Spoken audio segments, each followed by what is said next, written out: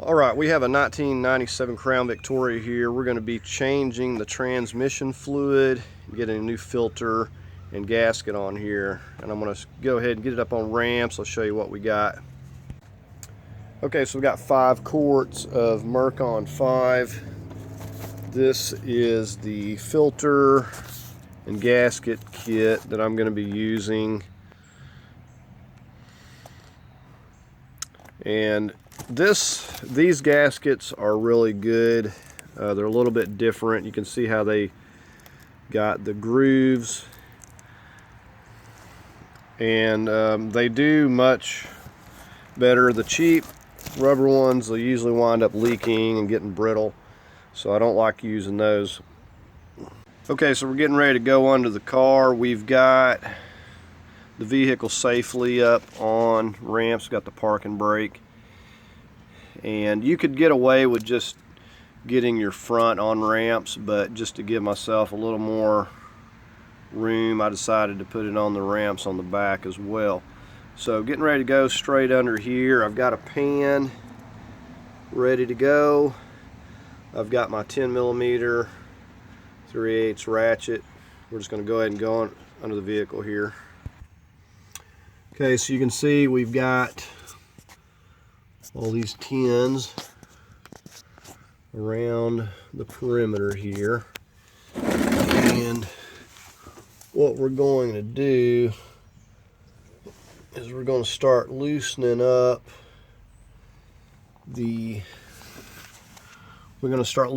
here and get our pan probably like one corner. We'll just start loosening. We'll probably get, like, say this corner here the loosest, and we'll just kind of loosen those up a little bit, and we'll start taking these out and kind of get it on one end here so we can get most of the fluid draining down this way, and then we'll slowly take the other ones out. But we don't want this whole pan coming down at once. Now I do like a lot of the cars that have the plug, because it makes it a little bit less messy when doing this, but on a lot of cars you do have to drop this whole pan. Okay, so we're going to go ahead and start right here. Got our 10mm.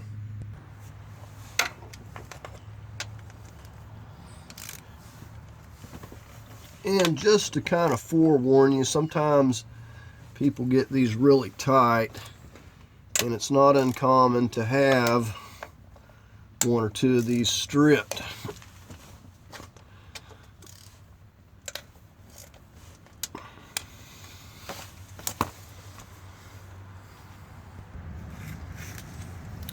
Okay, now we're going to work our way around this other side here.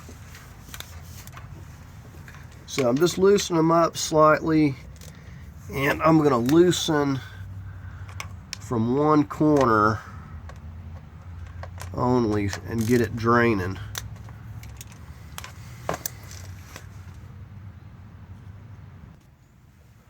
Okay, so I've got them all slightly loose. I'm just going to work on this corner and back over here. And I'm going to just kind of try to get this started. Now I'm really surprised that with this being an older vehicle, the pan's actually not even leaking. I'm going to loosen these up a little bit. Just kind of loosening everything on this far corner. I'm going to try to stay back over here, basically getting this corner on the passenger side. And we'll try to stay back over here, and see it's already dripping there a little bit. So I want to try to isolate it to dripping at one corner. I don't want it coming all down at once, because it really gets to be a mess. I want to try to keep it in the pan. As you can see, I kind of got it dripping at the corner over there now. So I'm just going to loosen those up a little more carefully and just keep this dripping. Okay, as you can see, we got it dripping over there, and you don't want to get in like a big hurry and make a big mess. This fluid actually doesn't look really bad. I'm really impressed. I'm guessing a little bit of maintenance has been kept on this one because it's nice and red. So this is the way you want it to look. If it's black, then the damage may already be done. So, you know, you need to try to keep it changed. You know, some recommend every 30,000 miles or so. But the main thing is just keep it nice and clean. So I'm going to loosen those up a little more and try to get it dripping a little bit faster over in that corner. Okay, you can see we got it dripping a little better now. I'm pretty happy with that. I don't want to get too carried away with it because it's going to start dripping everywhere and my pan's not going to be big enough. So I'm just going to let it go like this for here a little bit till it slows up. Okay, basically at this point I just have a bolt at 3 corners. And it's been dripping for a bit, and I've actually got another pan over here just in case. But I'm going to go ahead and take these remaining few down and try to tilt it that way towards my big pan, hopefully without making a mess here. Okay, so pretty much it's got one bolt here, and I'm just kind of holding it with my hand, just pushing it up. And I'm going to slip on my other glove here.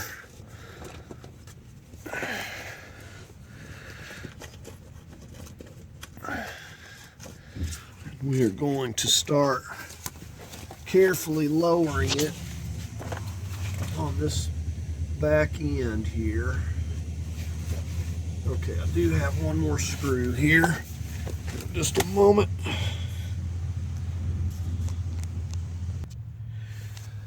Okay, now I've got one more bolt. I actually had forgot about that one.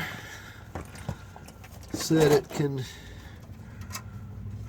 really get quite messy if you're not careful.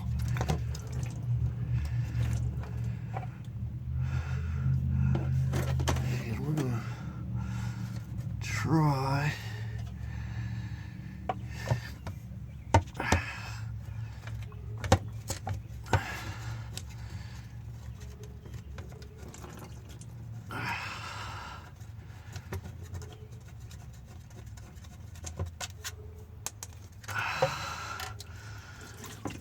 It's just really heavy and really messy, and your arms get tired holding this thing.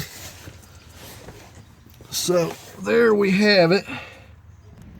Now, I didn't think about this till now, but it'd actually be better to put you down some cardboard around your pan too, so if there is any other leaks and stuff, the cardboard can get it.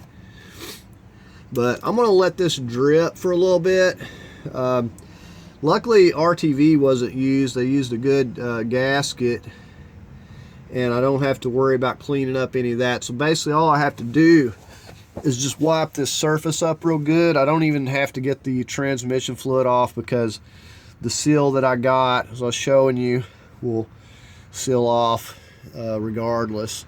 So I'm just going to wipe it up, clean it, and we'll just set it back up there when we pop that filter off, and that's going to be the next step. But I'm going to let it drip for a little bit, because if not, it's just going to be really messy.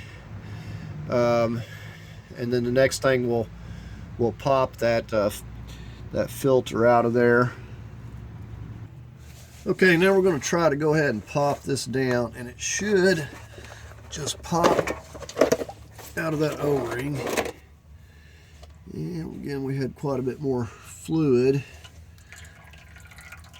come out of there. So we'll just have to let this drip a little bit more. And we've got this fluid's pretty clean, so I'm not real worried.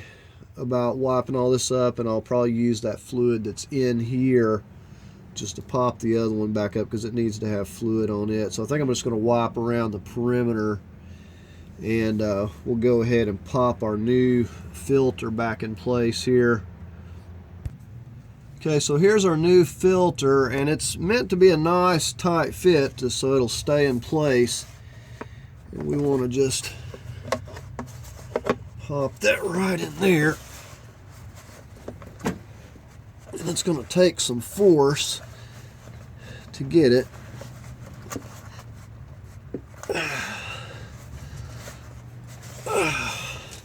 It's not quite all the way down just yet. I'm going to have to get reoriented here.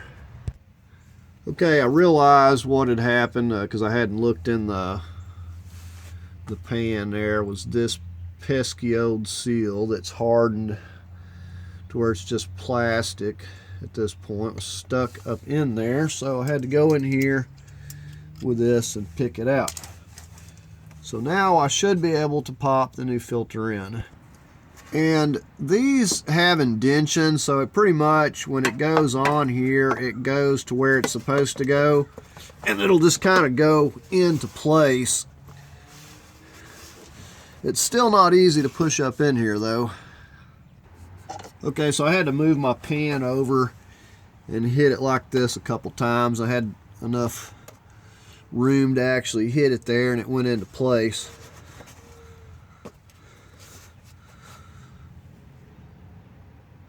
And this part here, the other part will just sit down on the pan, and it's not going to go anywhere. That will hold it.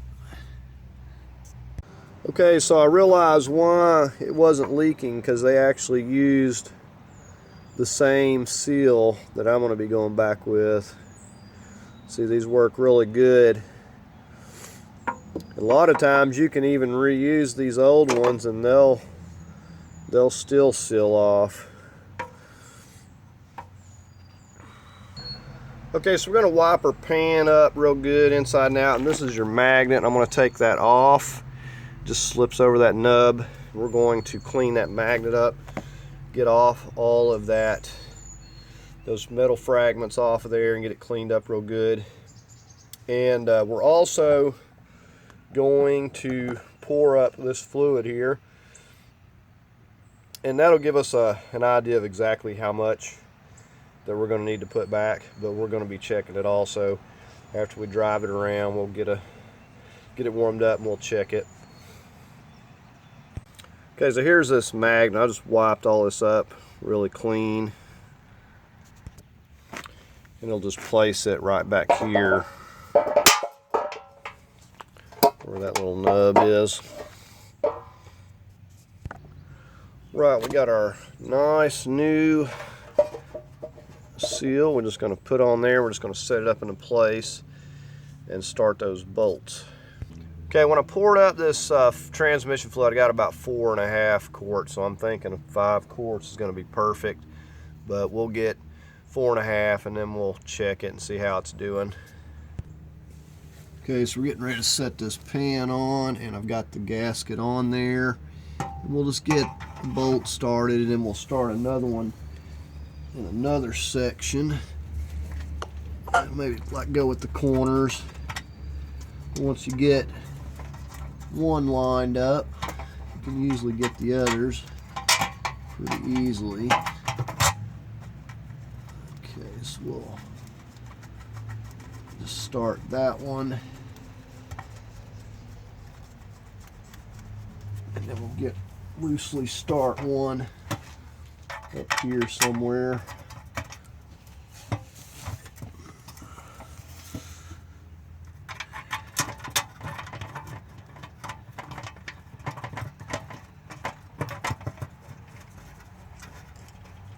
Okay, so I've got one up here in this front. Get one back over here in this back corner.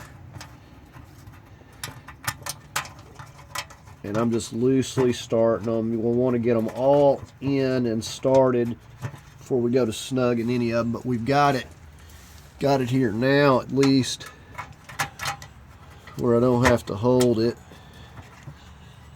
So these seals work really well,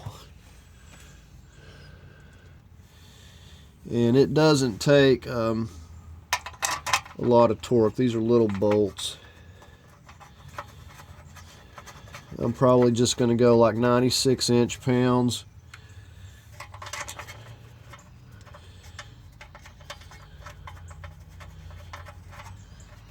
Now, if you wanted to use some Loctites, medium Loctite, you could, but usually these aren't a problem.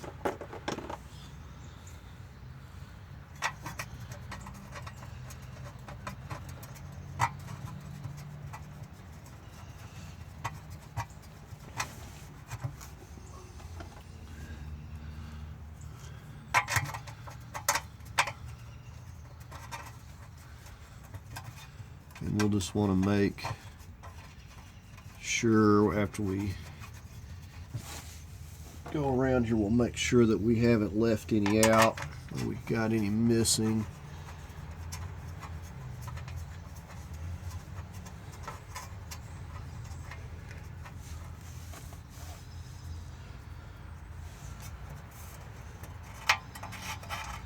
So it's a lot easier going back because it's light.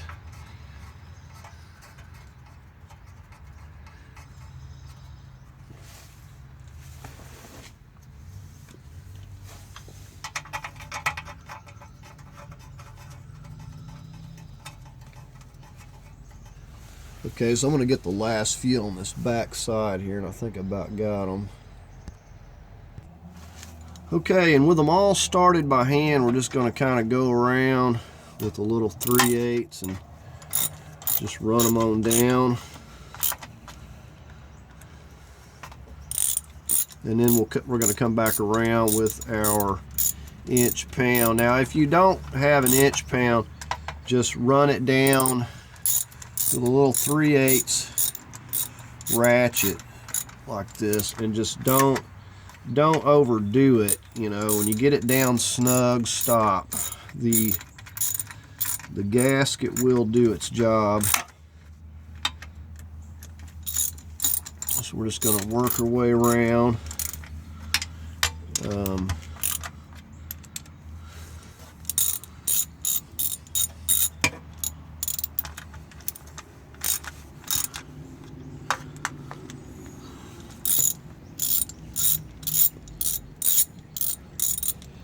It's not that difficult. I just wish that all cars had a drain plug. It would make things so much easier and less messy. Now, you know, granted, you would have to take it off to get to your filter, but it would make it a lot, and mainly less messy, to have the plug. Because if you ain't careful, it can really turn into a mess in a hurry. And it'd be a good idea to even have a longer, a more rectangular pan to do this with.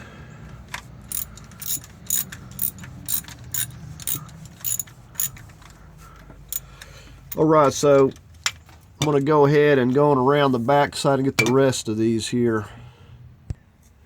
Okay, so I got my inch-pound torque wrench. We've got it set to 96. We're just going to work our way around. These might could handle a little bit more. I may go 106 when I go back around to double check them all.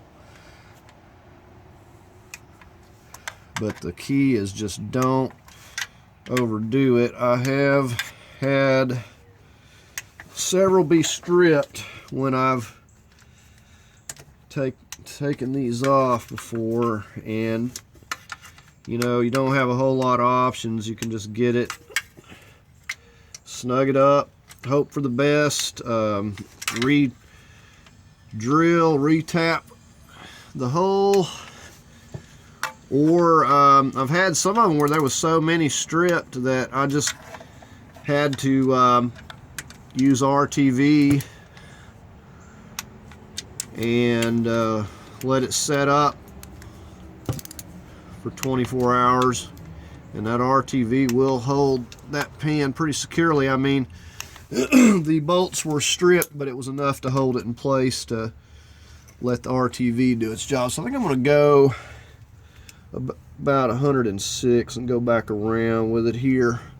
I feel like it can handle a little more. Okay, so I went around it twice, went 106, and I'm going to call that good. I never have to worry about these leaking, but we're going to go ahead and go up top, start filling it. We're going to get at least about 4 quarts in there, and then we'll start running it through some gears and checking it out. Don't want to get it overfilled, but we're going to go ahead, so go up top, start putting fluid back in, and we'll get it running, and we'll come under and check, make sure we don't have any leaks or anything. Okay, you come over here on this passenger side, sort of. It's like probably more in the center, and there's that dipstick hiding right back in there. They really ought to make that thing orange or something. But anyways, that's where we're going to get us a long funnel down in there. We're going to start filling this here. Okay, here we are getting ready to put this last quart. I'm just going to go half of this. I've got 4 others. I'm going to get 4 1/2, and I'm going to stop, and we're going to get it cranked up and check it out here. Okay, so we're just slowly pouring this. We're going to get half of this quart, and we're going to stop until we can check it out. Don't want to get too much. About where we are here. Okay, so we're going to stop about right there.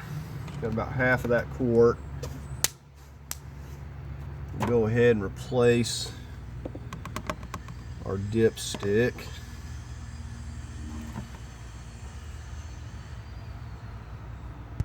Okay, so we got our dipstick back in. Well, like I said, we'll have to get it up and get it running through some gears where we can get an accurate measurement of it here.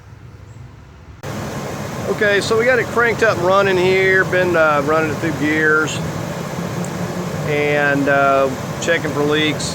We don't have any leaks. Done crawl underneath a couple times, so everything's looking good. So at this point, we're going to get it down off the ramps, and I'm going to go ahead and take it for a test drive, and we'll come back and we'll check the fluid, get it level. Okay, so we run it down the road for a bit, and per the dipstick, if it's in the crosshatch arrow, it says don't add, and we're about halfway or more into the crosshatch area there, and it's shifting out real good. Said I've been driving it around for about 15 or 20 minutes, and nothing leaking. Everything feels nice and smooth. Alright, so that's going to do it on replacing the transmission fluid and filter on this 97 Crown Victoria. If you found it helpful, please give it a thumbs up. If you'd like to leave a comment, please leave a comment below. And as always, I invite you to subscribe, and thanks for watching.